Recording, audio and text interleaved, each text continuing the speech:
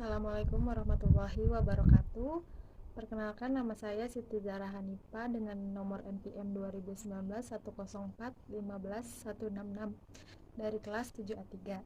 Di sini saya akan mempresentasikan tentang pemanfaatan smartphone sebagai sumber belajar mata pelajaran pendidikan agama Islam murid MTS At-Taqwa 03 Babelan. Yang pertama itu ada latar belakang pendidikan pada dasarnya sebagai usaha manusia untuk menumbuhkan dan mengembangkan potensi-potensi pembawaan baik jasmani maupun rohani sesuai dengan nilai yang ada di dalam masyarakat dan budaya. Usaha-usaha yang dilakukan untuk menanamkan nilai-nilai dan norma-norma tersebut serta mewariskan kepadanya generasi berikutnya yang dikembangkan dalam hidup dan kehidupan yang terjadi dalam suatu proses pendidikan. Proses belajar selanjutnya itu ada rumusan masalah. Berdasarkan latar belakang di atas, maka permasalahan di dalam peneliti ini dapat peneliti rumuskan sebagai berikut. Yang pertama itu bagaimana penggunaan smartphone di MTS At-Taqwa 03 Babelan. Yang kedua itu bagaimana aktivitas belajar siswa atau siswi dalam menggunakan smartphone di MTS At-Taqwa 03 Babelan.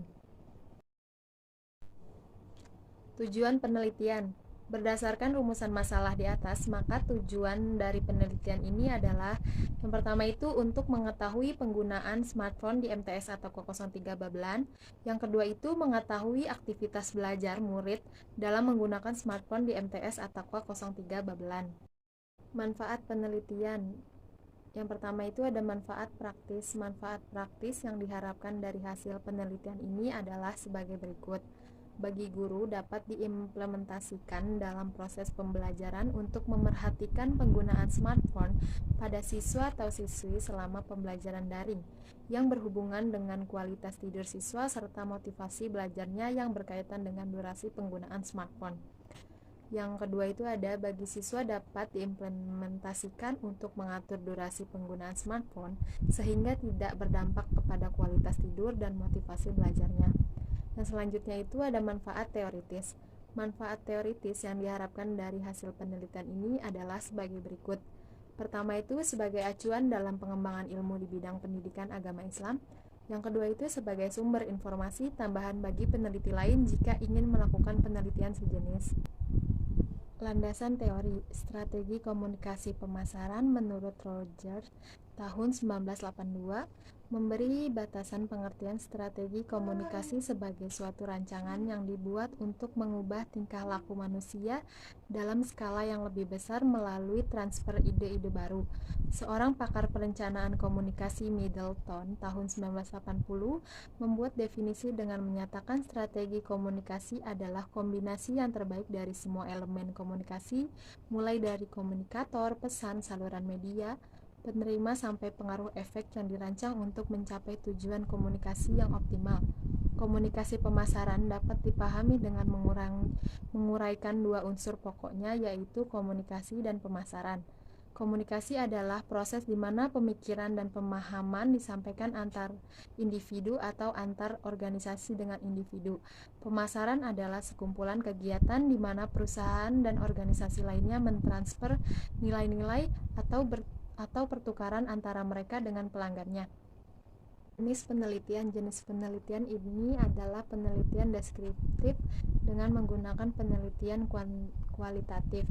Penelitian deskriptif adalah penelitian yang bertujuan untuk memaparkan secara sistematis, faktual, dan akurat mengenai fakta-fakta dan sifat-sifat populasi tertentu, sedangkan yang dimaksud dengan penelitian kualitatif adalah penelitian digunakan untuk meneliti kondisi objek alamiah di mana peneliti merupakan instrumen kunci.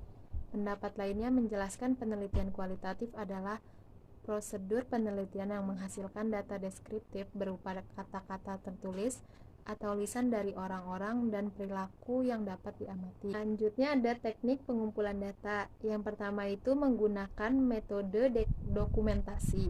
Pengumpulan tertulis melalui dokumen atau tulisan yang berhubungan dengan penelitian.